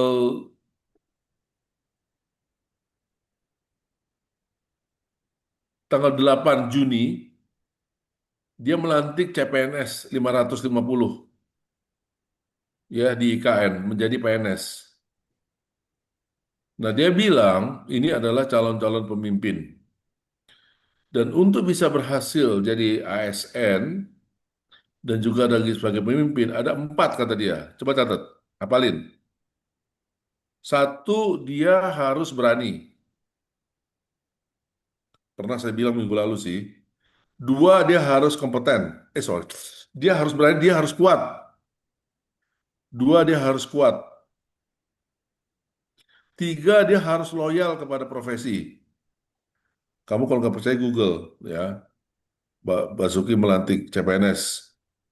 Yang keempat, dia harus berjiwa seni. Tapi saya bilang orang lain mungkin juga punya punya punya ini sendiri ya, punya mazhab ya. Nah, tapi ini mazhabnya Pak siapa namanya Pak Basuki ya. Kalau mau sukses kamu nanti berkarir, Saudara Fahmi, kamu harus berani, harus kuat, loyal kepada profesi dan apa? Berjiwa seni. Berjiwa seni. Artinya apa? Berani, berani karena kamu berintegritas. Nah, kalau orang nggak berintegritas, dia tuh bawaannya takut, ngambil keputusan juga takut, takut ketahuan, dan semakin dia menutup-nutupi, semakin pusing dia, semakin salah terus. Tapi kalau dia orangnya berintegritas, di pengadilan pun dia tegak, berhadapan dengan jaksa, berhadapan dengan hakim, ya. Dalam mengambil keputusan, dia berintegritas. Yang kedua, dia harus kuat. Kuat karena apa? Karena dia kompeten. Kompeten itu seperti kamu sekarang, cari ilmu. Nah, tapi Fahmi, kamu nggak cukup, ya. Kamu belajar lagi yang lain. Selama kamu lagi di stan ini, belajar bahasa Inggris, belajar apa ya, programming, coding, ya kan, supaya kamu nanti sesuai dengan minat kamu tentu. Nah, saya sampaikan Saudara Fahmi, waktu saya dulu tahun 82-83, saya belajar di stan tingkat 4, ya, saya dulu khusus bahasa Inggris. Lah, dilalah waktu saya tamat tahun 85, 85, 86, 85, tiba-tiba dikatakan, ayo siapa yang mau masuk kuliah ke luar negeri, testing. Aku Hmm. testing, kebetulan lulus. Udah gitu, di dalamnya juga ada tes bahasa Inggris. Ya pasti lulus lah saya kan, pasti lulus saya. Nah, kamu juga harus begitu, kompeten. Yang ketiga, loyal kepada profesi. Jadi loyal bukan pada atasan, loyal bukan pada pimpinan, tapi loyal kepada profesi Anda, loyal kepada nilai-nilai yang Anda kehormatan. Ya, jadi kalau atasan kamu ngajak korupsi, kamu mau nggak, Fami? Nggak mau Pak. Ini kejadian loh di Indonesia, pimpinan-pimpinan itu nyuruh anak buahnya korupsi, ya kan? Nah, ini mau mau apa yang kamu lakukan itu pertanyaan nanti di kelas-kelas berikutnya lah, jangan sekarang, ya kan? What should you do if your boss asks you to do like that, ya kan? Itu jangan pelajaran sekarang, nanti, ya kan? Nah, kemudian berjiwa seni itu artinya inovasi. Kayak saya sekarang nih, umur saya udah 7, hampir 69. Masih berpikir terus nih, apa yang bisa saya lakukan untuk OIKN? Kemarin waktu saya di mana di PU, apa yang bisa saya lakukan untuk PU? Ya, inovasi, improve, memberikan nilai tambah. Nah, waktu saya di BPKP, ya kan, kebetulan saya diminta menjadi Ketua KSAP. Kamu tahu KSAP? Pernah saya ngomong minggu lalu. Apa itu KSAP? Komite Standar eh, Akuntan Publik. Apa sih? Ini jurusan apa ya? Ini jurusan apa ini didapatkan standnya nih? Jurusan sastra Inggris atau jurusan apa nih? Jurusan budaya apa teknik? Ini kan audit ya? Fahmi, kamu tutup lagi wajahmu tuh. Malu kamu ya, itu kan? Malu kamu. Saudara Mutia, apa tuh KSAP? Komite Standar Akuntansi Pemerintah, Pak. Iya, saya ketuanya dari tahun 2002 sampai 2017. Dan sekarang saya konsultatif diganti Busum. Nah, Mutia, kamu mau saya tanya satu, udah saya tanya kok Sabtu minggu lalu, PP nomor berapa, tahun berapa, ya, yang menjadi dasar sekarang accrual basis. PP 71 tahun 2010, Pak. Itu kira-kira si Fahmi bisa jawab nggak itu ya? Hmm? Fahmi, Fahmi, ini gimana sih malah dia malah shutdown ini, hang lagi ya? Gimana nih si Fahmi ini? P71 2010 ya. Ya? Iya, Ya Pak. Fahmi, Sinyal, Pak, sinyal. Sinyalnya bermasalah, Pak. pernah Izin, Pak. dengar Sinyalnya bermasalah, Pak. pernah dengar standar akuntansi pemerintahan nggak?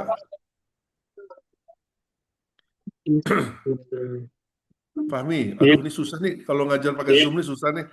Iya Pak, izin. Sinyalnya tadi. izin sinyalnya pada Iya, saya mengatakan ginilah Fahmi, Anda benar-benar belajar ya akuntansi sektor publik itu ya. Ya, ada standar, ada buletin teknis, ada interpretasi, ya, ada standar. Mungkin standar udah nomor sampai nomor berapa sekarang, Lufti, Mufti, Oh, Mutia, standar udah sampai berapa standar sekarang, standar akuntansi pemerintahan, Mutia, Ya, Pak. udah standar nomor berapa sekarang? Hmm. Standar akuntansi. lah pulang saya. Oh, udah lah, saya bukan bukan ngajar itu ya, tapi saya apa istilahnya tuh greget aja gitu loh. Ini kalau belajar audit itu akuntansi pemerintah tuh mesti khatam. Ya, Virsila ya. PP 60 tahun 2008 itu mesti khatam. Tahu nggak PP 60 tahun 2008? Virsila. Buka mau apa speakermu itu. PP 60 tahun 2008. PP 60 tahun 2008. Apa? Mengenai apa itu? Nggak bisa, udah. Pengendalian internal, Pak. Sistem pengendalian Internal. ada lima elemen. Apa aja itu?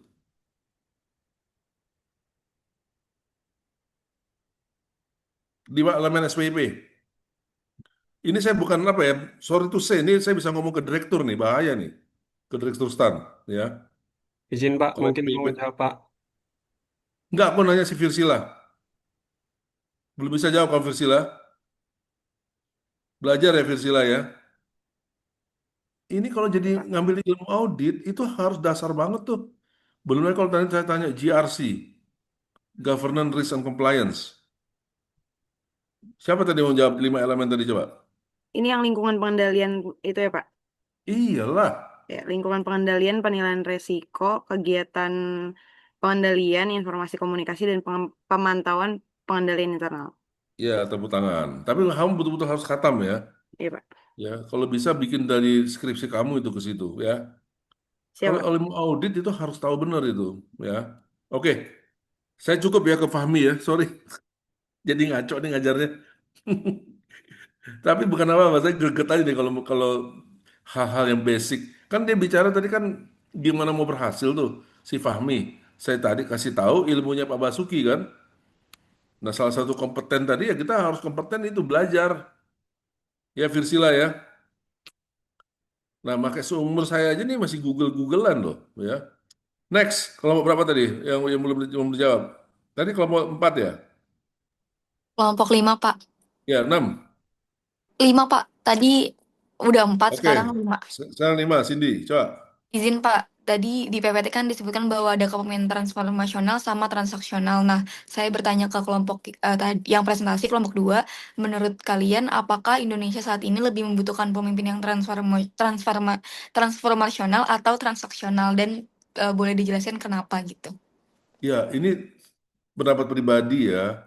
Tergantung the states ya. The states of ininya. Kalau dia apa yang sudah mapan ya, itu biasanya transaksional, birokrasi ya. Birokrasi itu mapan itu, transaksional. Anda kerja bagus, Anda dapat tukin yang gede. Kalau kerja kamu jelek, kamu diturunin tukinnya. Itu transaksional banget tuh, ya, transaksional banget. Kalau transform, ya kan, itu bagaimana kita berusaha memberikan perbaikan, kalau nggak dibilang mengubah ya, memberikan perbaikan terhadap sesuatu apa langkah supaya apa namanya lebih memuaskan bagi stakeholder, ya. Misalnya kalau di korporasi, ya kan, di korporasi. Ini misalnya bagaimana supaya pelayanan itu menjadi lebih cepat dan lebih dekat, ya. Seorang restoran misalnya, ataupun juga perbankan misalnya. Demikian pula di publik, ya. Di publik misalnya pelayanan pertanahan, ya, sertifikat. Ya, ini gimana supaya cepat publik itu jelas, ya.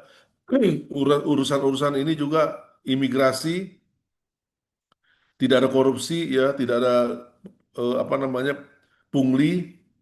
Ya kita sedih aja baru belakangan ini kan ada kejadian di imigrasi kan. Nah mestinya itu transform.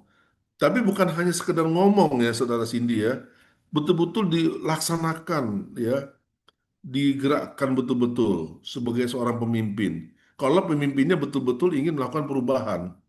Jadi transform itu sebenarnya wujud daripada change, perubahan. Kalau transaksional itu nggak ada perubahan, ya mengalir seperti biasa aja. Gitu ya, Cindy ya. Siap, baik Pak. Oke, next kelompok 1 ya terakhir ya. Kelompok 6 dulu, Pak. Kelompok 6 sorry, Rifki, Kiki. Kiki atau Rifki? Kiki, Pak. Kiki, oh keren banget namanya Kiki. Tadi, Ini yang dari Madura itu ya, bukan? Sorry. iya Pak, dari Madura. Oke, Bebe Sinjai. Izin, Pak. Tadi kan Elon Musk itu menggabungkan tipe karismatik dan otoriter itu secara ekstrim, yang mana visinya itu memikat, tapi secara operasionalnya itu kaku hingga memicu burnout pada karyawan. Nah, pertanyaan saya, apakah gaya kepemimpinan yang dilakukan oleh Elon Musk ini tuh sehat untuk dipertahankan dalam jangka panjang bagi perusahaan atau tidak? Terima kasih. Ya, eh kalau orang yang mempunyai drive yang sangat tinggi, sangat kuat, oktannya sangat tinggi juga, ya memang dia mendorong semua itu serba cepat, ya, dan kilat, ya, dan juga nggak segan-segan dia mencopot orang, ya, kalau nggak bisa kerjasama dan nggak bisa ngikutin dia, ya.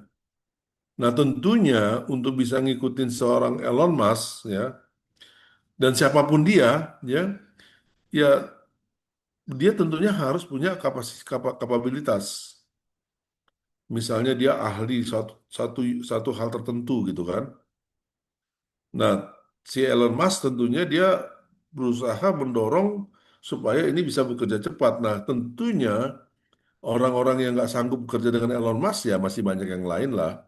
Tidak harus dengan Elon Musk kan, ya. Dan kamu katakan tadi burnout, ya bisa jadi burnout itu, ya, burnout. Tapi tentu memang si Elon Musk juga dia ngasih kompensasi tinggi sekali kan untuk bekerja dengan Elon Musk. Tapi juga banyak kok tempat-tempat lain yang masih bisa nyaman lah kita bekerja. Kira-kira begitu ya Rifki ya. Oke Rifki, satu lagi. Izin Pak. Jadi pertanyaan dari kelompok satu tadi, dalam pemerintahan daerah di Indonesia, apa langkah paling konkret yang bisa dilakukan seorang pemimpin agar saat masa jabatannya berakhir, sistem yang dia bangun tidak ikut runtuh bersama figur sang pemimpin tersebut? Sayangnya nggak ada jaminan. Ini siapa nanya nih barusan? Rio Pak dari kelompok satu. Rio, nggak ada jaminan Rio. Saya sedih banget ya. Mestinya itu kalau ada pergantian pemimpin, apalagi kalau beda partai, mestinya ada semacam aturan jangan langsung dirubah gitu loh. Tapi ternyata di negara kita nih nggak ada Rio. Ya kalau beda partai itu pemimpin yang baru dari partai yang beda, dia tuh seakan-akan dia nggak mau meneruskan gitu loh. Yang sudah dibangun oleh pemimpin yang lama, dia bikin yang baru. Dan bahkan kalau dia juga murni untuk kepentingan rakyatnya masih mendingan. Kadang-kadang juga dia memikirkan tuh kepentingan pribadi Rio. Nah ini kita bicara Indonesia Rio ya. Ya kalau kita bicara ideal, sebenarnya seorang pemimpin ya pada waktu dia menjadi pemimpin baru, dia pelajari yang dilaksanakan oleh pemimpin yang lama dan yang bagus dia terusin, tapi sambil dia melakukan perbaikan-perbaikan lagi, mana yang bisa diperbaiki. Dan pemimpin lama juga nyaman, ya, karena apa namanya pemimpin baru juga tidak mengubah dan dia tidak perlu membuat satu effort, ya. Karena membuat satu effort, misalnya dia membuat perda, perdanya itu gampang kok diganti sama sama pemimpin yang baru. Jadi gitu ya Rio ya. Sorry to say lah, itu jawabannya Rio. Tapi kalau bicara ideal, sebenarnya seorang pemimpin baru, ya dia bekerja bagus dan jangka panjang, dan memang di negara kita kan ada masa jabatan 2 kali, jadi nggak bisa dipilih, ya kan? Kalau dia 5 tahun pertama dia bagus, ya dia tanpa pakai apa namanya, apa istilahnya tuh ngasih-ngasih duit yang kalau lagi mau kampanye itu, nggak usah kasih sebar-sebar itu dia pasti terpilih tuh di 5 tahun berikutnya. Tapi 5 tahun berikutnya lagi, ya yang ketiga, ya dia nggak mungkin dia maju kan, masuklah yang baru. Nah yang baru ini kalau pinter, mestinya dia tinggal terusin. Nah kita berharap pemimpin baru itu adalah pemimpin yang untuk memikirkan rakyat. Contohnya Serly Coanda sama si siapa namanya ini KDM. Mudah-mudahan saya nggak salah ngomong ya. Dan mungkin juga ada beberapa pemimpin lain gitu. Jadi dia memikirkan tuh pada bagaimana untuk menyenangkan hati rakyat aja. Seperti KDM kan, dia bangun jalan di sekitar Jawa Barat ya kan. Dan malah memang bisa ditunjukkannya kepemimpinan dia sangat jauh lebih hebat dari pemimpin daerah yang lain. Ya. Nah kira-kira begitu ya saudara siapa namanya Rio ya. Oke. Udah habis? Cukup ya? Udah semua. Saudara Diva, nanti habis ini masih ada kelas lain eh, atau masih agak kosong? Agak kosong sih Pak. Jam Eh?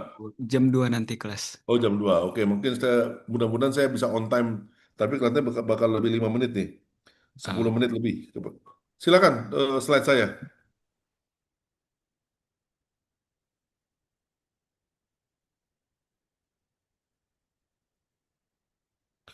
Atau saya yang sharing sendiri ya? Saya juga boleh Pak dari saya. Siapa ini? Diwa, Diwa. Oh, silakan.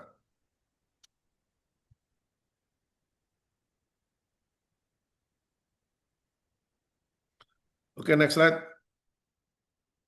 Ini materi disiapkan oleh Stan, tapi memang ada saya tambah-tambahin. Next slide. Next slide. Pemimpin, ya. Dilahirkan atau diciptakan? Ini suatu perdebatan. Ya, artinya kita berharap memang kita mendapatkan pemimpin yang ideal, yang menggerakkan, yang ngerti keinginan masyarakat. Bisa jadi memang dia berasal dari keturunan yang bagus gitu loh. Ya, istilahnya berdarah biru, ya. Tapi kita melihat juga belakangan ini banyak juga pemimpin-pemimpin yang bukan berdarah biru. Ya pertama kali Bung Karno naik kan dia orang biasa itu. Ya mungkin setelah itu ada Puan Maharani atau siapa ya menjadi seakan-akan tuh jadi berdarah biru. Seorang Pak SBY juga orang biasa itu, ya kan? Tapi dia lahir dari suatu proses ya, berasal dari suatu proses ya, bukan karena dia anak seorang raja ya. Lanjut. Nah, jadi tadi dikatakan ada yang berdasarkan great man theory, ada genetik ya kan?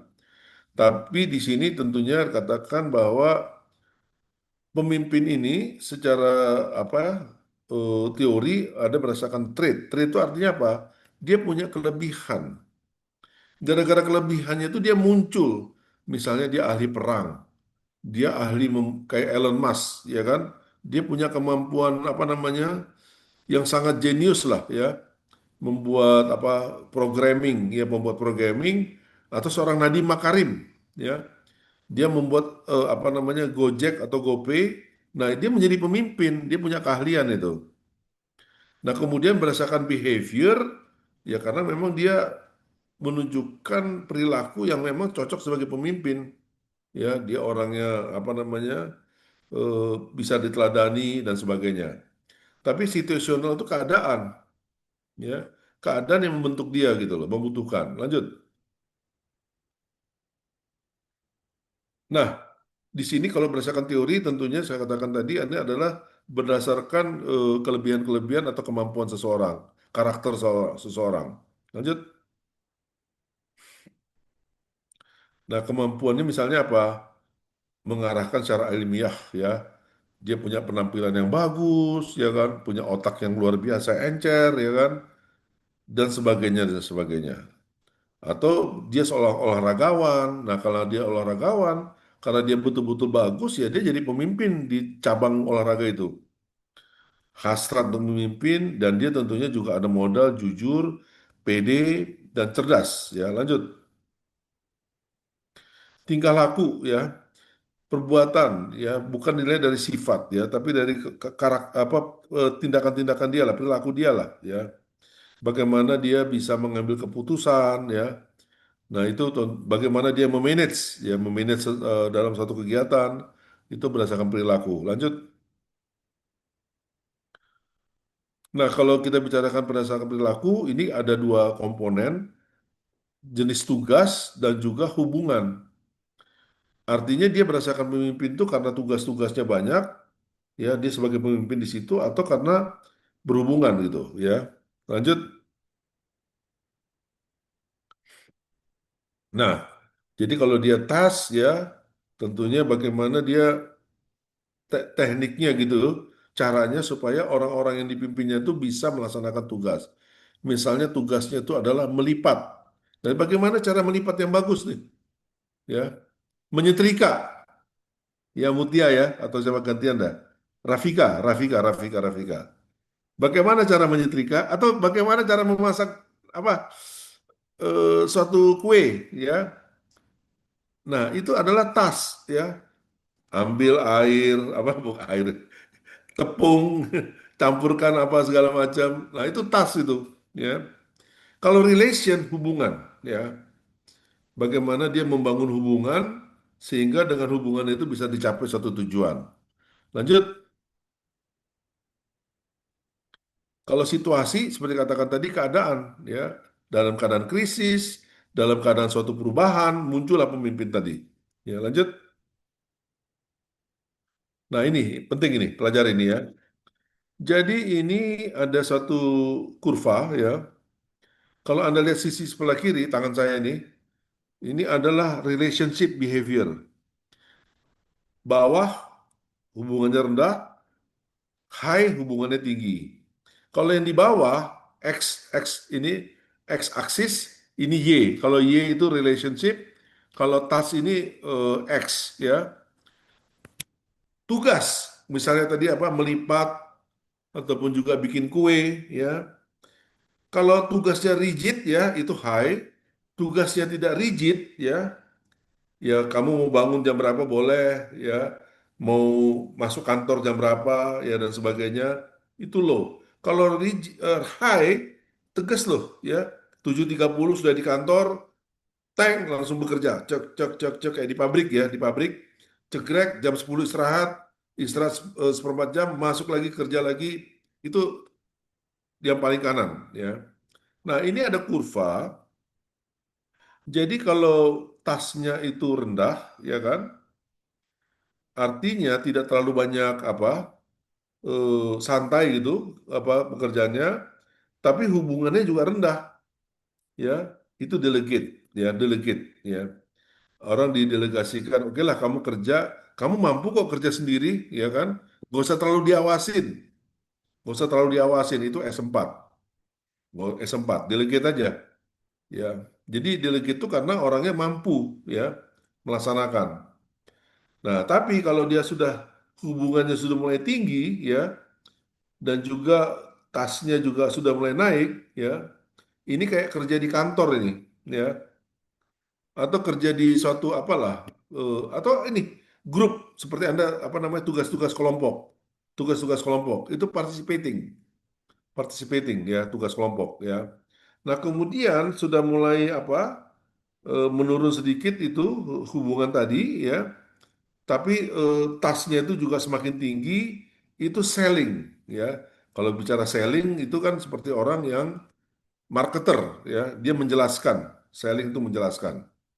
Nah, kemudian kalau dia sudah berada di S1, tadi S2 ya selling. Kalau S1 itu telling, ya. Artinya hubungannya juga tidak tinggi, ya, tidak tinggi hubungannya, tapi juga apa tas atau tugasnya seperti melipat atau membuka ini segala macam itu juga sangat tinggi. Itu adalah ngajarin gitu loh, telling, ya. Ambil ini, tuangkan ini dan seterusnya dan seterusnya. Ya itu S1, ya. Nah, Anda lihat juga di situ apa namanya? Maturitasnya itu kalau semakin ke kiri M4 ya, delegating, dan low itu M1 ya. Nah, paling kanan kita lihat yang warna-warna ini sama kayak tadi, delegating, participating, selling dan telling gambar tadi, dengan melihatkan juga gambar aksisnya, dan kita lihat performance readiness-nya itu adalah R4 dia ready di merah, ya, dan kalau dia nggak terlalu ready, performance kinerja ya hasilnya itu mungkin lebih apalah low ya, lebih rendah R1. Lanjut. Nah, ini saya Google tadi malam, ya. Kepemimpinan situasional ada pendekatan di mana pemimpin menyesuaikan gaya manajemen berdasarkan kesiapan, kemauan, dan kompetensi. Menyesuaikan gaya manajemennya berdasarkan tingkat kesiapan, ya, dan kalau kepemimpinan situasional ini kita bisa bicara mengarahkan directing atau telling. Jadi telling tadi directing, kalau melatih itu coaching, selling tadi masih ingat eh, S berapa tuh? Telling kan S1 ya, S2 ya. Nah, mendukung participating, mendelegate itu S4 ya. Lanjut. Nah, ini teori-teori tadi ada kontingensi, kepemimpinan karismatik, transformasional dan transaksional itu kayak berlawanan ya. Transaksional itu ada kerja bagus di reward, ada kerja jelek diberikan sanksi. Transformasional itu bagaimana mengubah kepemimpinan otentik ya, asli, transparan, integritas dan seterusnya. Lanjut. Model. Lanjut. Oh, sebentar, sebentar, sebelum, sebelum, sebelum. Nah, ini menarik adalah pelayan sebelah kanan atau otokratis.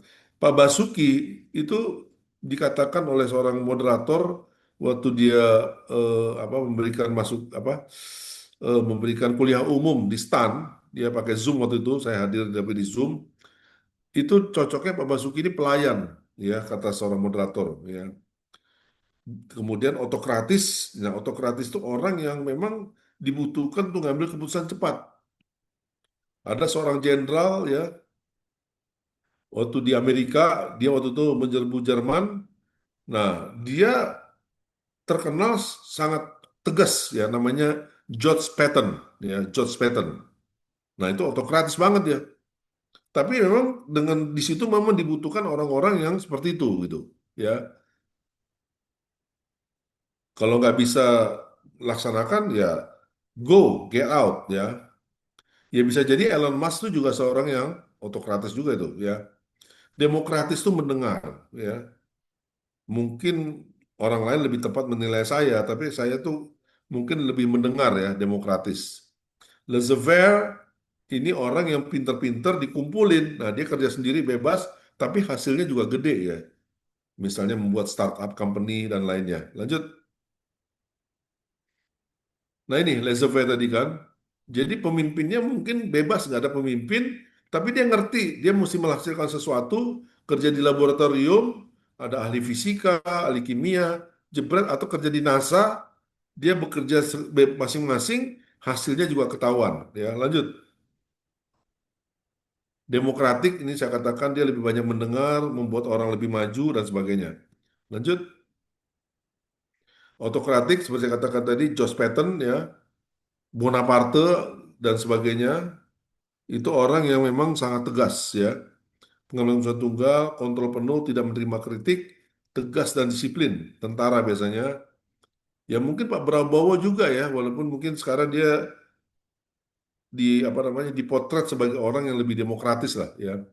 Lanjut. Nah, servant itu tadi saya katakan Pak Basuki, dia sebagai penata layan ya, berusaha melayani orang, memberikan kepuasan bagi orang. Lanjut. Karismatik itu Ayatollah Khomeini, Martin Luther King, Bung Karno, George Kennedy, ya kan? Dia mempengaruhi orang melalui karismanya, daya tarik pribadinya dia, dengan apa yang dikatakan yang diucapkannya. Jadi seorang Bung Karno berikan saya 10 orang anak muda, saya akan memindahkan Gunung Mahameru. Kalau John F. Kennedy, I will take man to the moon. Nah, kira-kira begitulah ya. Lanjut. Karismatik sudah tadi, lanjut. Transaksional, kamu bekerja bagus, saya kasih. Kalau kamu nggak kerja bagus, saya tidak kasih apa namanya imbalan. Lanjut, lanjut. Transaksional, transformasional. Transformasional itu tentunya mengubah ya. Lihat kiri itu transformasional, yang kanan itu transaksional. Lanjut. Nah ini saya tadi malam ambil ya. Menurut Jenderal George Patton ya, lead me, follow me, and get out or get out ya. Kemudian Jack Welch, CEO dari GE, sebelum Anda jadi pemimpin, bagaimana Anda mengembangkan diri Anda. Tapi kalau Anda sudah jadi pemimpin, tugas Anda mengembangkan yang lain. Ya. Kemudian Napoleon Bonaparte, seorang jenderal Prancis, dia leader itu is a dealer in hope. You don't need a title.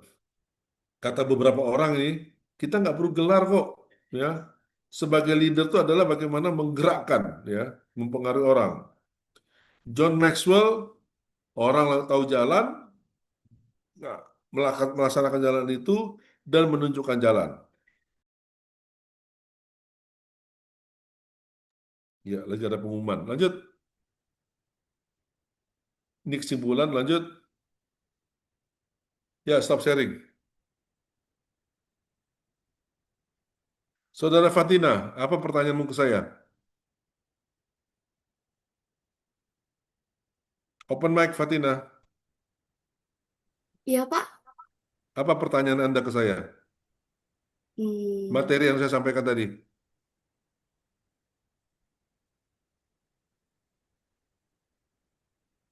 sejauh ini belum ada sih, Pak. Nggak boleh kayak gitu, Fatina. Anda mau maju nggak, Fatina?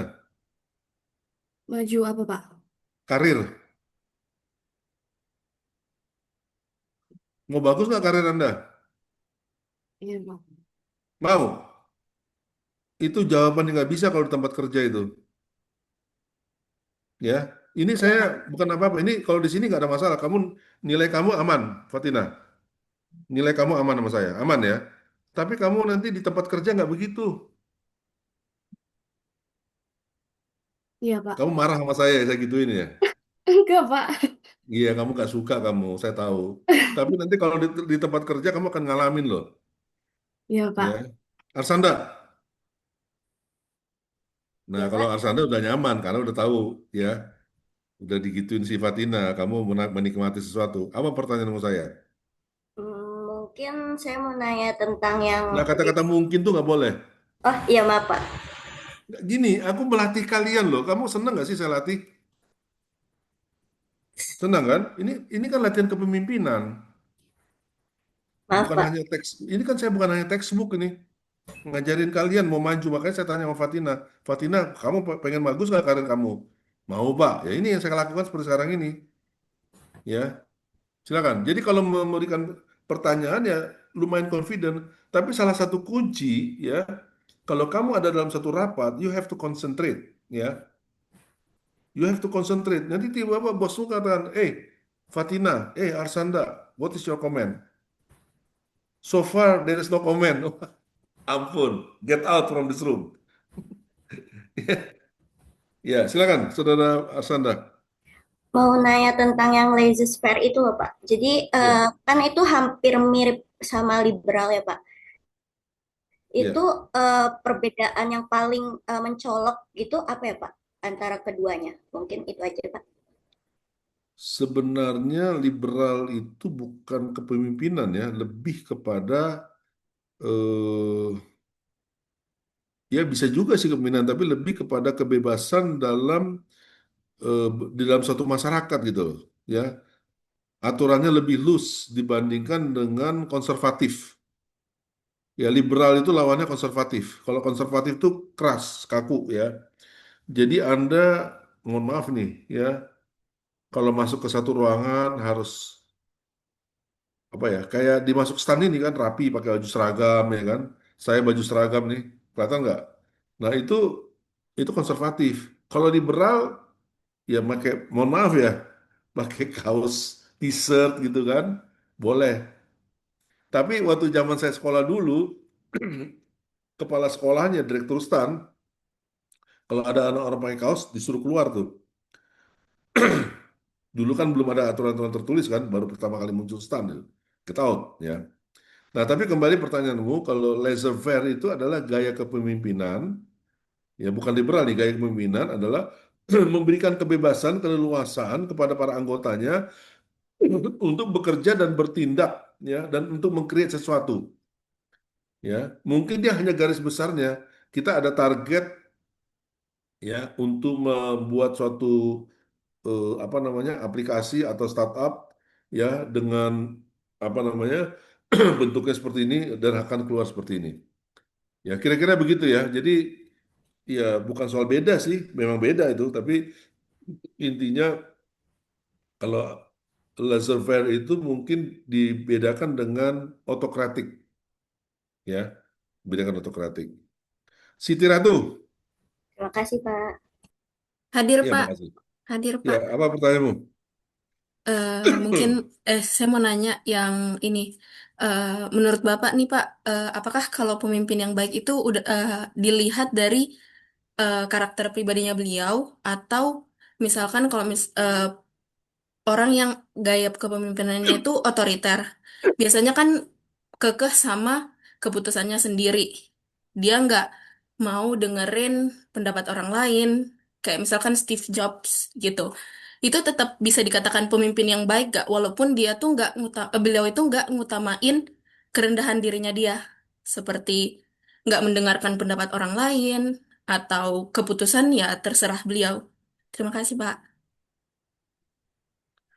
Iya, Steve Jobs ya, karena dia memang mempunyai kapabilitas yang luar biasa ya, dan dia tahu dia arahnya mau kemana gitu ya, dan dia bukannya apa gampang melalui hidupnya karena dia dipecat oleh Apple loh. Ya dia dipecat itu ya. Akhirnya dia keluar membentuk apa, dia lupa nama perusahaannya. Apa nama perusahaannya si Steve Apple, Jobs itu? Pak. Apple. Bukan. Keluar dari Apple dia kemana gitu. Aduh, lupa saya tiba-tiba. Tapi dia dipecat sama Apple, ya. Nah, tapi kita kalau secara general, secara umum, ya, perusahaan-perusahaan yang apa mainstream, perusahaan-perusahaan yang sudah established, ya, eh, yang sudah biasa muncul, ya memang dibutuhkan kepemimpinan itu yang bisa mentransform, yang mentransformasi. Demikian pula di sektor publik, seperti di Indonesia, di pemerintah, baik kementerian lembaga maupun Pemda, itu dibutuhkan orang-orang yang bisa mentransform. Mentransform itu artinya apa? Ya melakukan perubahan secara sistematis, tidak kaget-kaget, tapi tetap melakukan perubahan untuk memberikan pelayanan kepada stakeholder-nya. Ya, kalau stakeholder di organisasi pemerintah, masyarakat, kalau di korporasi atau komersil tentunya konsumen. Hotel misalnya kan. Ini gimana nih persaingannya ketat loh hotel itu. Ini sekarang ada Airbnb lagi, saya nggak ngerti nih, kamu lebih tahu dari saya nih. Ya, Airbnb. Gimana dia melawan itu kan? Ya, kemudian apa dulu? Travel travel agent. Dulu kita kalau beli tiket tuh harus datang ke travel agent. Sekarang apa? Cukup klik-klik ini loh, apa namanya itu? Di laptop sama di HP beli tiket. Itu kan perubahan banget. Nah, jadi bagaimana kita mentransform. Demikian pula di perbankan. Ini bank yang gede-gede, saya nggak usah sebut nama ya, pasti lagi berpikir keras nih. Bagaimana bisa supaya pelayanannya menjadi lebih bagus lagi? Bagaimana supaya kredit-kredit ini tidak macet? Nah, di pemerintahan juga begitu, Saudara Siti ya. Sama, mentransform. Seperti Bu Sri Mulyani, dia mentransform itu. Ya, mentransform. Itu dia kebetulan memang saatnya tepat sih, ada undang-undang keuangan negara ya. Tapi mau saya katakan, ya sekarang memang masih tetap jelek, bukan jelek sih, masih ada lah yang nakal-nakal ya. Tapi dulu sebelum Sri Mulyani masuk itu namanya perbendaharaan, belum ada namanya perbendaharaan. Dulu namanya Direktur Jenderal Anggaran ya, tapi ada perbendaharaan di situ. Wah itu, aduh gimana bilangnya ya, jelek banget lah ya. Nah kemudian si Bu Sri Mulyani tahun 2000-an dia melakukan perbaikan, perubahan, melakukan transformasi ya.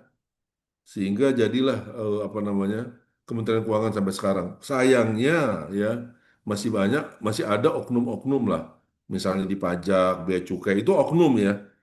Sebenarnya sih sudah keinginan mentransfer itu luar biasa. Ada Cortex ya, ya bisa jadi memang agak lambat tuh karena orang-orang ada yang nakal juga kali itu menghambat Cortex itu. Gitu sih Ratu. Baik, Pak. Terima kasih, Pak. Ya. Ada yang mau bertanya tanpa saya tunjuk?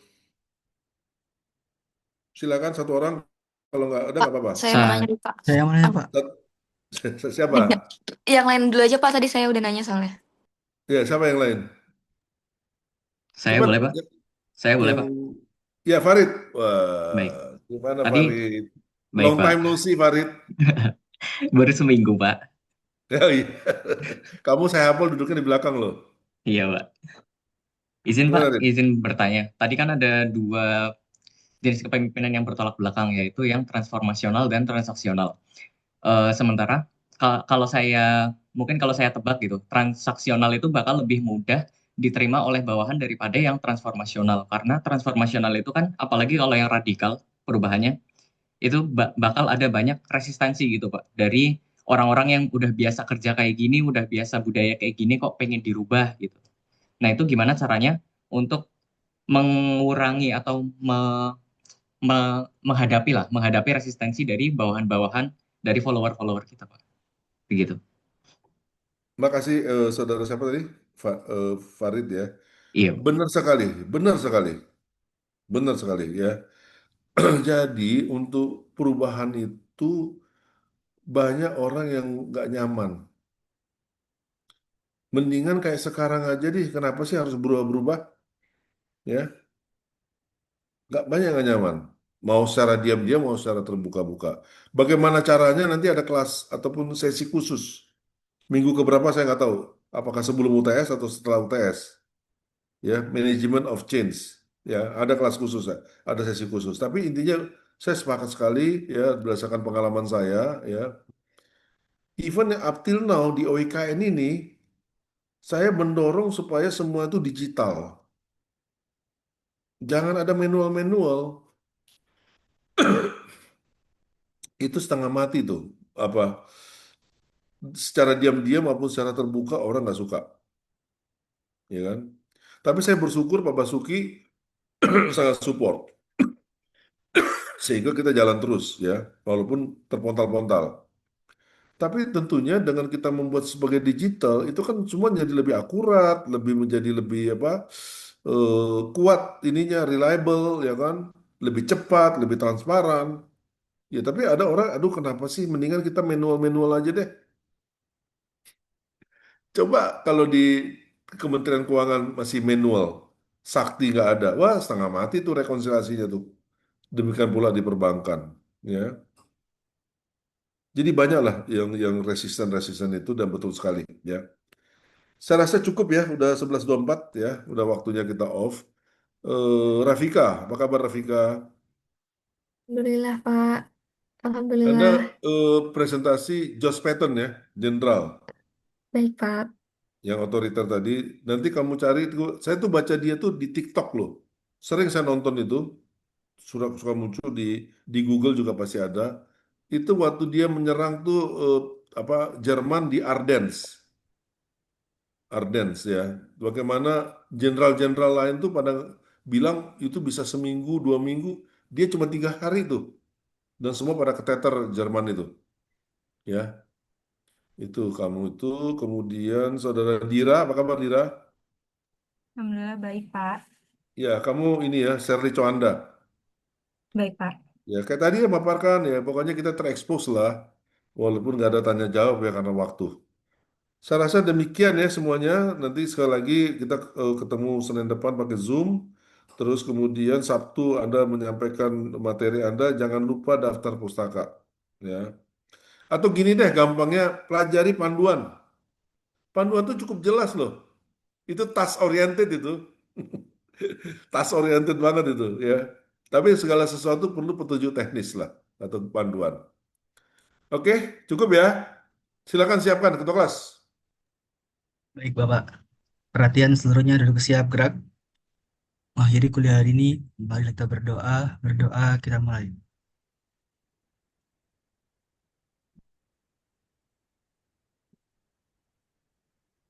Berdoa disukupkan. Istirahat tempat. Gerak. Terima kasih, Oke. Bapak. Makasih, Pak. Makasih, Pak. Terima kasih. Saya Terima izin kasih, lihat ya. Pak. Terima kasih, Pak. Sehat-sehat semua. Sehat-sehat semua. Bye-bye.